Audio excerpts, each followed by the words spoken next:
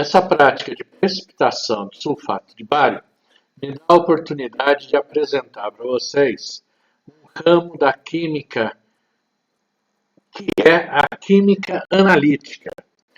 E a química analítica se divide não só historicamente, como também na prática, em dois ramos: a análise qualitativa, ou seja, primeiro o homem se interessou em saber o que compõe a amostra e assim também o profissional de química vai trabalhar primeiro identificando a composição da amostra, a qualidade da amostra. Sabendo o que compõe a amostra, o próximo passo vai ser quantificar, vai ser determinar o quanto existe de cada componente na amostra. Para esse trabalho de análise quantitativa, existem técnicas específicas a serem usadas, e as técnicas podem ser, como chamamos, volumétrica, onde o volume de uma solução que reage com a sua amostra determina a quantidade do material na sua amostra, do analito na sua amostra. E existem as técnicas chamadas de gravimétricas,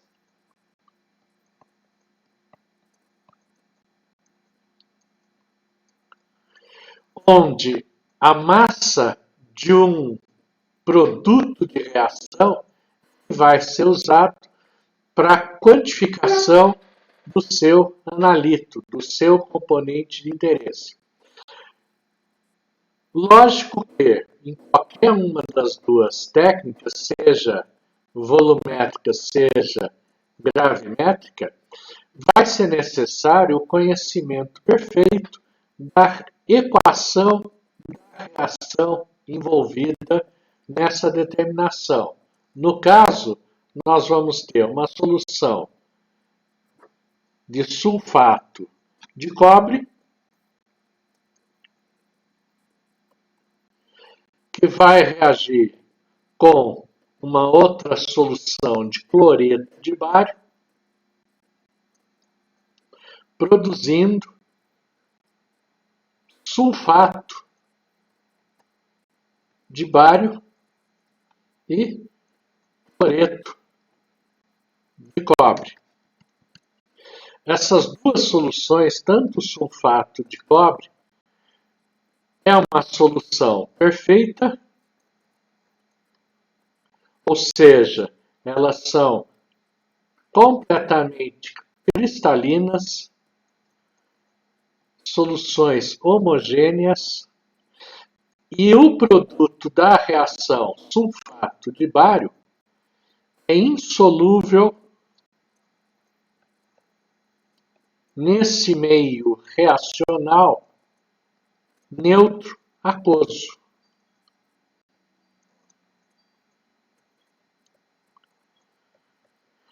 Então, este sulfato de bário obtido na forma de um precipitado, como é chamado, ele vai ser separado da solução, vai ser filtrado, vai ser seco, e a partir da massa obtida é possível, pelas contas que serão feitas, por aquilo que a gente chama de estequiometria de massas em reação, determinar a quantidade de sulfato de cobre presente originalmente na minha solução. Nessa prática, então, o que vai ser feito é uma reação de precipitação de sulfato de bário, utilizando aquela solução de sulfato de cobre que havia sido preparada anteriormente, a 10% na concentração, e uma solução de cloreto de bário. Então, o sulfato de cobre, quando reagir com o cloreto de bário, vai gerar um novo material, que vai ser o sulfato de bário, que é um material insolúvel nesse meio reacional, nesse meio aquoso neutro. Então, nós vamos começar pipetando a solução de sulfato de cobre. Vou passar um pouquinho de água na pipeta para começar o condicionamento dessa pipeta. Então, agora que ela está com um pouco de água dentro dela, a gente vai ter primeiro que admitir um pouco da solução de sulfato de cobre, para que esse sulfato de cobre, essa solução de sulfato de cobre, retire um pouquinho da água que está dentro da pipeta. Então, não precisa ser mais do que essa quantidade, nem chegou até o bulbo da pipeta. Vou fazer girar a solução de sulfato de cobre por toda a pipeta, tomando cuidado de não derramar pela ponta que vai ser inserida na pera, para não correr o risco de contaminação. Descarto. Então, agora aquela pipeta que tinha água, algumas gotículas de água, agora tem gotículas de água misturada com solução de sulfato de cobre. Então, vou fazer mais uma passada dessa solução de sulfato de cobre, para que agora eu só tenha nessa pipeta solução de sulfato de cobre, que é o que eu vou precisar medir, que é o que eu vou precisar transferir 50 mililitros para dentro do becker para acontecer a reação. Então, vou apertando o botão do centro, vou admitir líquido até acima da marca de aferição. Se for necessário reencher a pipeta, apoie dentro do becker para poder apertar a bola. Subir o nível do líquido até acima da marca de aferição. A marca de aferição está aqui. Subir bastante, limpo a ponta da pipeta antes de zerar, e para fazer a zeragem vou levar a marca de aferição ao nível dos meus olhos, como já foi treinado anteriormente. E já transfiro sem limpar, sem nada, já tinha limpado antes. A gente limpa primeiro a pipeta. Enquanto algum colega está fazendo esse trabalho, outro colega deverá estar medindo 50 mililitros da solução de cloreto de bário na proveta. Então, transferência sempre feita com a bagueta, com o auxílio da bagueta. Então, vou transferir aproximadamente 50 mililitros. Se passar um pouquinho, não vai ter problema, porque o reagente que realmente interessa nessa medição é o sulfato de cobre, aproximadamente 50 mililitros. E vão notar que tão logo eu adicione a primeira gotinha de cloreto de bário sobre o sulfato de cobre, já vai começar a haver uma formação de um precipitado branco, de um material branco, que é o sulfato de bário. Então, também com o auxílio da bagueta, eu vou transferir o cloreto de bário que está na proveta, e vão notar que logo que o cloreto de bário chega à solução de sulfato de cobre, já vai haver a formação de um material branco leitoso. Vamos transferir de uma vez, com cuidado, devagar, mas de uma vez.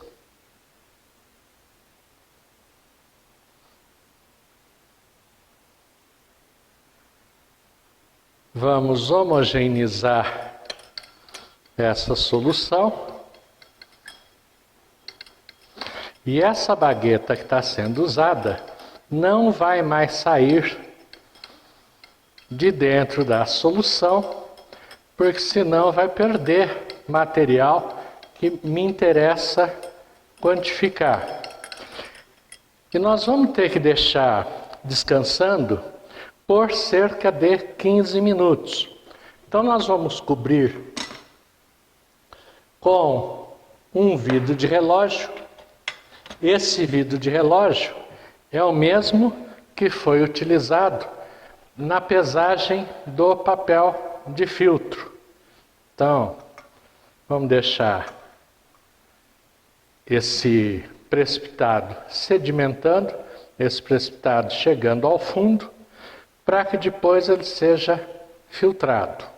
Para filtração, nós vamos utilizar um papel de filtro qualitativo, que é um papel que tem uma gramatura relativamente larga.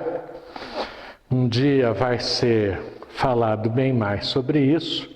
E esse papel vai ser previamente pesado em balança analítica, e a gente já vai fazer a pesagem com ele dobrado para ser colocado no funil, para que haja o menos possível de manipulação desse material. Então nós vamos dobrar em 4,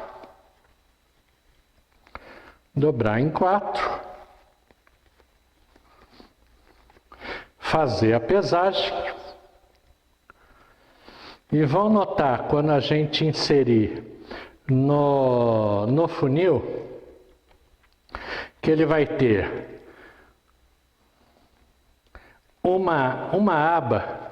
Aqui tem a porção que vai receber o seu material. Então tem uma face e aqui tem 3 lados do papel. Então vão notar que conforme a gente colocar dentro do funil, vai ficar 2 meias-luas, uma dentro do papel e outra por fora do papel. Então, na hora que a gente coloca no funil, ele fica escapando, porque ele está seco, o papel de filtro. Então nós vamos umedecê-lo, um pouquinho de água destilada, e agora ele já está aderido perfeitamente ao seu funil. E agora vocês vão perceber que deste lado tem uma meia-lua dentro e uma outra meia-lua fora, na parte de fora. Então, essa meia-lua da parte de fora é que a gente vai utilizar para retirar o papel, para utilizar uma técnica para tirar o papel de filtro depois que tiver feita a filtração. Vou ajustar também o funil para que a ponta fique dentro do becker, não é lá no fundo do becker, é dentro do becker. E aí, tão logo esse material que está sedimentando deu tempo apropriado, deu os 15 minutos pelo menos. É lógico que se tiver muito material ainda disperso na solução, a gente vai ter que esperar mais para fazer a filtração. O meu aqui já está bem sedimentado, já tem mais do que 50 mililitros de solução límpida. Então nós vamos fazer já a filtração. E como já foi demonstrado anteriormente, existe até uma técnica correta para você pegar o becker para fazer a transferência. Notem que meu polegar está embaixo no alinhamento do bico do becker. E o indicador vai estar livre para depois ajudar nessa transferência, ajudar a segurar a bagueta para fazer a transferência. Então eu vou tirar a bagueta em cima do papel de filtro e vou transferindo vagarosamente o líquido, sem pressa, para que seja feito um bom trabalho. E a gente vai transferir esse líquido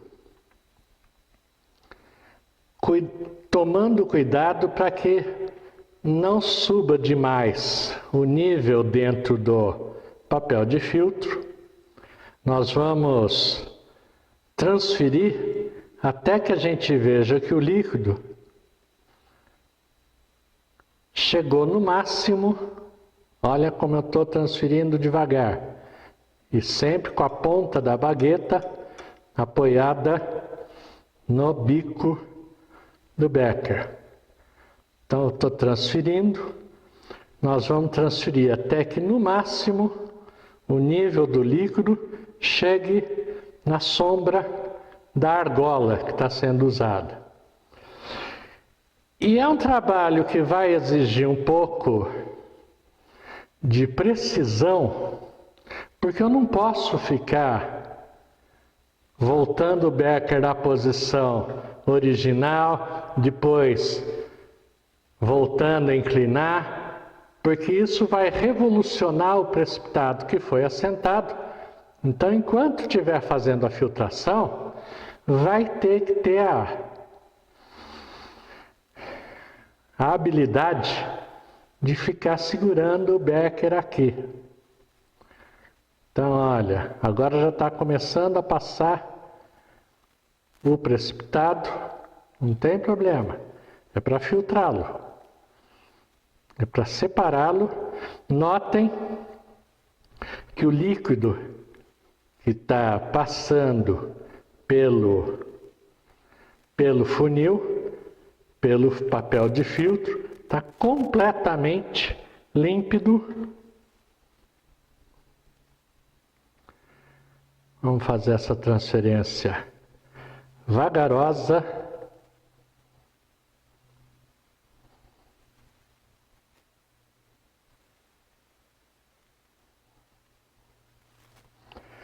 Até que todo o precipitado seja transferido para dentro do meu funil, esperando, aguardando que passe a solução, para não correr o risco de encher esse papel de filtro até transbordar e perder a análise.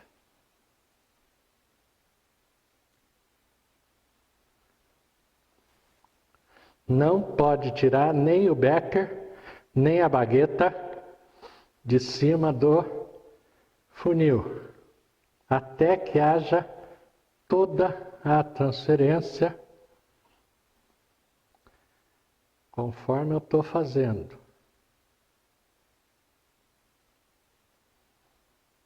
É um trabalho que requer paciência, como todo trabalho em laboratório, para que seja bem feito.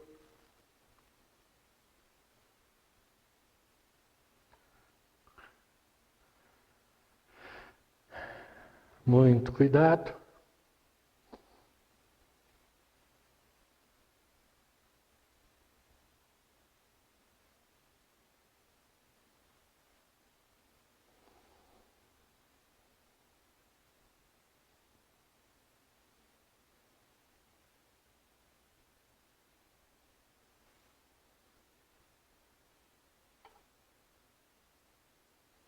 E agora que todo o precipitado foi transferido, o meu indicador vai segurar a bagueta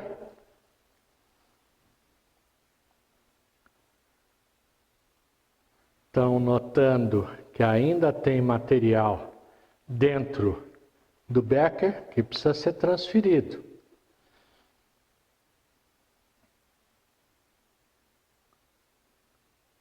Então tem que ficar o quanto for necessário. Que escorra mais líquido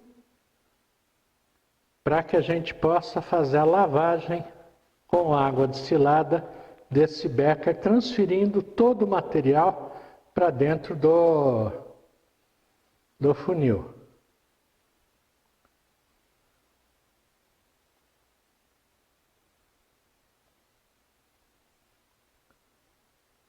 Qualquer gotinha que se perca é massa, é erro na pesagem. Então, quando todo o material tiver sido transferido, tiver essa sujidade do meu precipitado dentro do becker, nós vamos utilizando a outra mão. Então a bagueta está presa pelo meu indicador, então eu vou dar jatos de água muito curtos, pequenos, como umas guspidinhas, tomando cuidado de não extravasar o nível do líquido, até que todo o precipitado seja transferido para dentro do funil. Então são jatinhos curtos de água, sempre com o becker inclinado, a bagueta segura.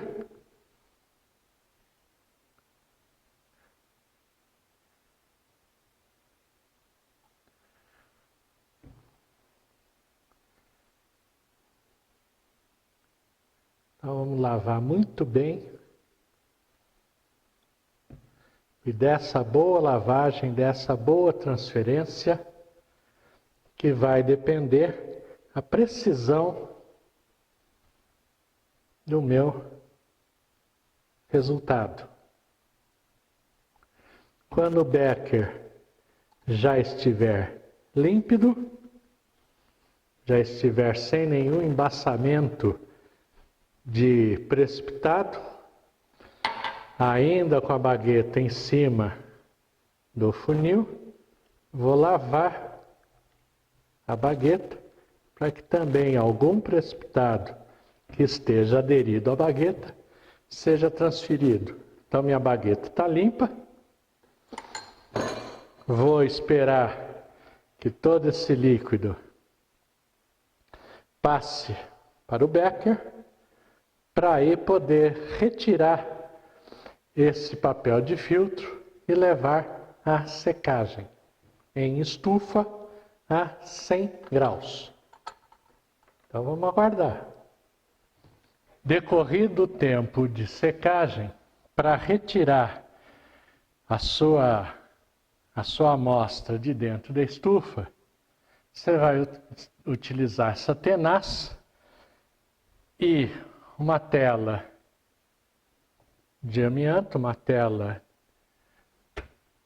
para que a gente possa puxar o seu vidro de relógio contendo o material que está quente, é lógico, e vai depositá-lo numa bandeja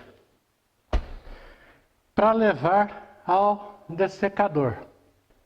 Para a utilização do dessecador, a técnica é deslizar a tampa, que é pesada, segura com a outra mão, apoia na bancada e agora a gente vai colocar o material quente dentro do dessecador e tampá-lo da mesma maneira. Vou deslizar a tampa, porque com o material quente que está aqui dentro, vai haver uma formação de um vácuo, até que ele aclimate. Então, dessecador não seca. Dessecador serve para aclimatar, para fazer o material voltar a uma temperatura ambiente sem que adquira umidade do ar. E depois de uns 15, 20 minutos pelo menos que ele esteja no dessecador, já deve estar suficientemente frio para fazer a pesagem. E aí a técnica de retirada é a mesma. Deslizo a tampa, apoio na bancada, retiro meu conjunto de papel e vidro de relógio e levo para pesar na balança analítica. Ok?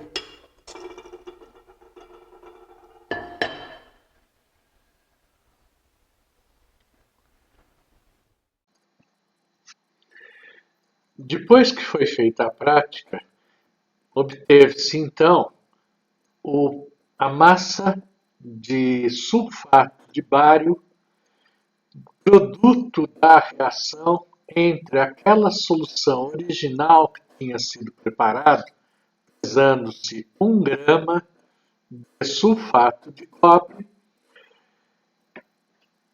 e essa quantidade de sulfato de bário obtido vai ser proporcional à massa real de sulfato de cobre presente na sua solução.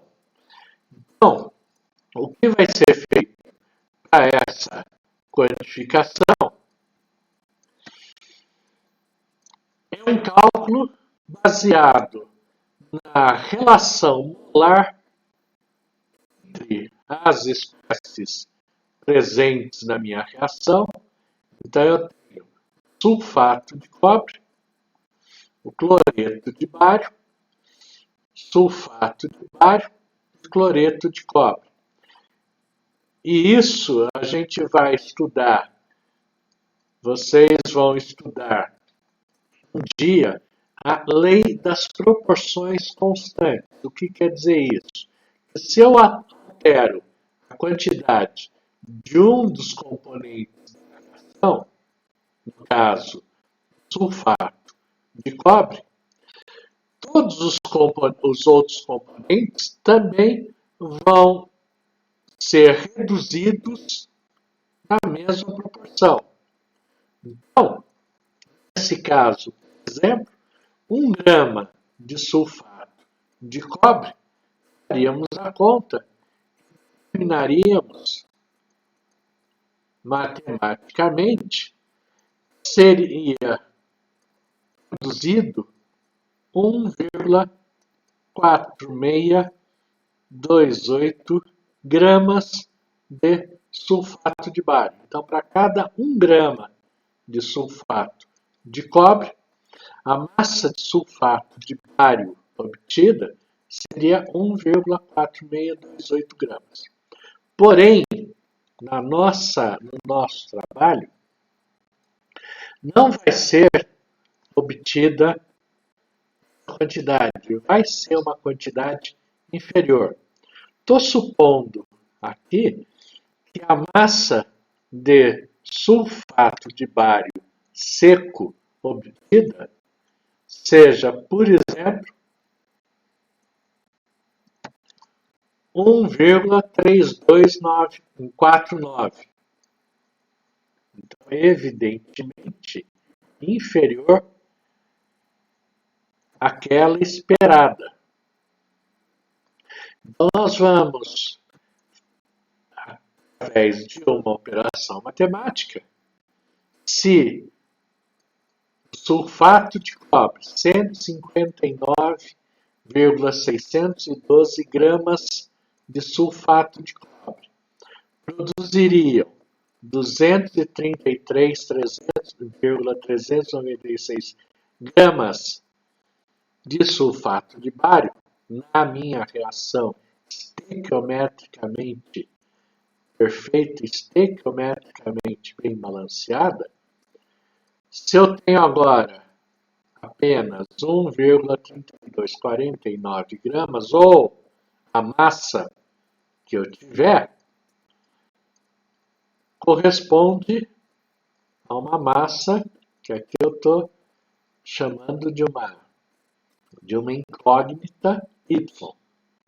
Então, vou fazer a multiplicação de divisão, ou o que é conhecido como regra de 3, multiplico os extremos, divido pela outra massa, isso vai me gerar um resultado igual a 0,9059 gramas de sulfato de cobre na solução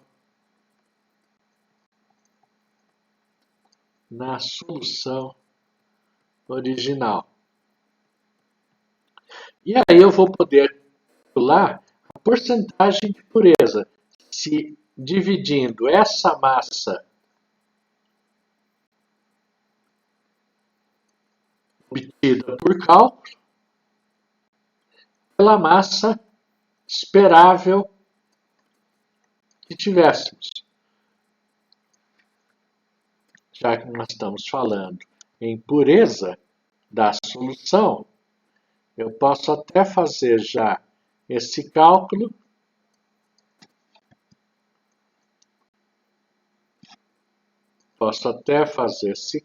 já vezes 100 para expressar em termos de porcentagem. Então, vai me dar 90,59% de pureza dessa solução, desse sulfato de cobre com que foi preparada a solução.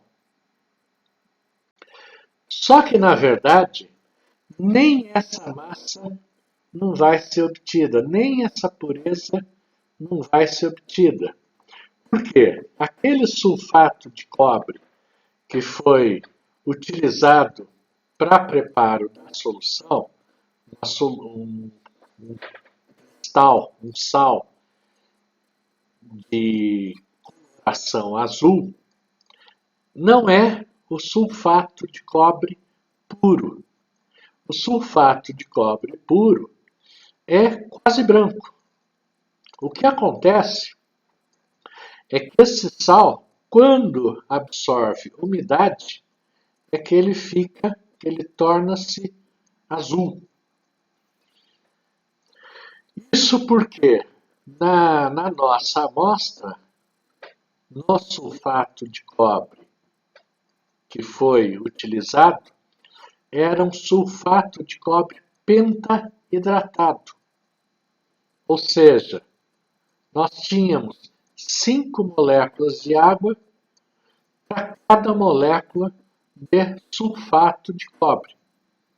Então, esse sal já era de uma baixa pureza. Ok?